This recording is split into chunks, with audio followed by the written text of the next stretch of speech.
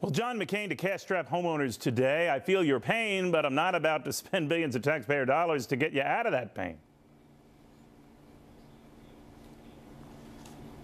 Duty of government to bail out and reward those who act irresponsibly, whether they're big banks or small borrowers.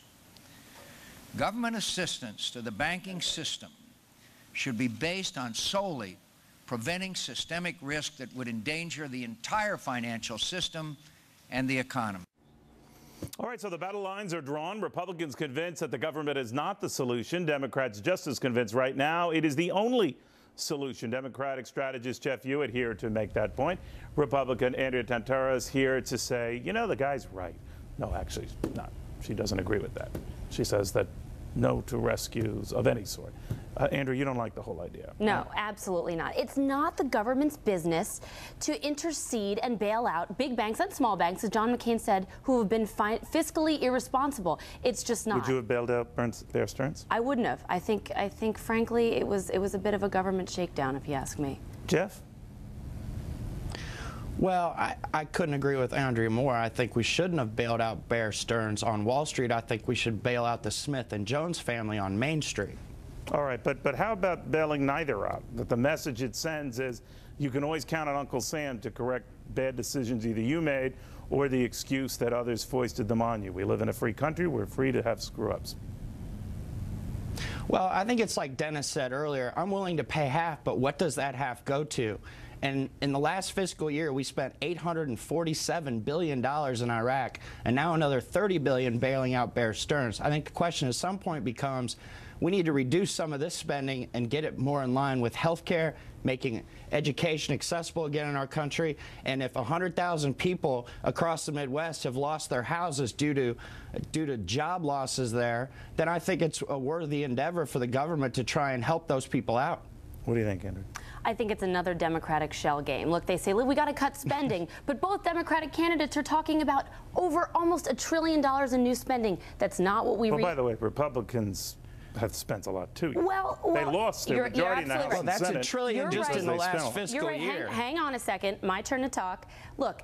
John McCain is a spending hawk. We can say that. I'm not going to play revisionist history with Congress because I agree with you, Neil. They were like spending like a Vegas wedding. But look, I think you spent a lot on a Vegas wedding. I guess it's an image. I guess if there's an open bar, right? There you go. But look, I really a lot of polyester. Yeah, absolutely. Okay, look. I look at this situation and I see Hillary Clinton up here talking about she wants more spending to bail them out and she wants price controls. This is economics 101. Price controls don't work. They just don't. You know that. Your viewers know that. It either prevents a surplus. But you know, there's one thing what Jeff says, though, because polls on this subject say we expect some action on the part of our presidential candidates. Now, by that, Jeff, the inference seems to be, even though John McCain danced around this today, the government's going to have to do more than just tell us to pick up our bootstraps. It's going to have to spend some money. Now, he danced around that, but is that what the American public wants, the government to spend more money? Well, the people of this country are being hurt by this crisis right now. They certainly want some help. And again, we can talk about the economics. No, Jeff, I just want to pursue that. Sure. Everyone wants some help. When 95% of mortgages are being paid on time, I know I sound like a broken record when I say that, but then the 95 who are managing just fine right now, the 5% is a record aggregate number. You're quite right. But why is it that you infer that those 5% are everybody? Well, it's not everybody, but when you have 250 million people in this country, 5% of the homeowners, you're talking about a whole lot of people. And it's not just speculators and folks who are irresponsible and shouldn't be owning a home. It's folks in Ohio and Michigan and Illinois and Pennsylvania who've worked hard their whole life. Their job has been shipped away, and now these folks cannot pay their mortgage. Whole neighborhoods in Detroit and Toledo and Columbus and Cleveland are suffering from this effect. The public and while you can use a percentile figure, and it doesn't sound like that big a deal, but Andrew, if you go to those states, it's a big deal. The poll numbers bear out, whether you agree or disagree with them, this sentiment that this government should do more.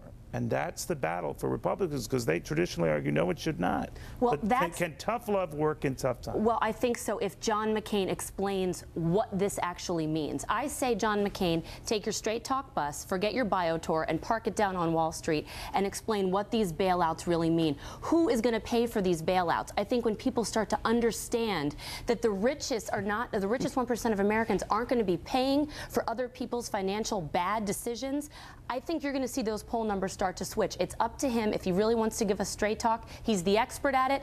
Give it to us right now. All right, final word from you, Jeff? Well, that would be quite a sight. The Straight Talk Express on Wall Street.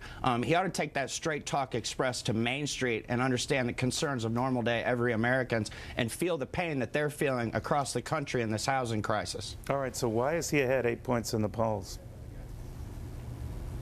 Because Hillary likes to tell people that she was in Die Hard movies when she was on diplomatic. Now that's just, I don't know. Well, and right now the two Democrats are fighting with one another. Of course, McCain's going to enjoy a bounce right now. Okay. Once but the attention turns to two nominees, Jeff, it'll be come on, tough. if times are so miserable, I mean, Lucifer could beat him, right? I mean, but he's leading, right?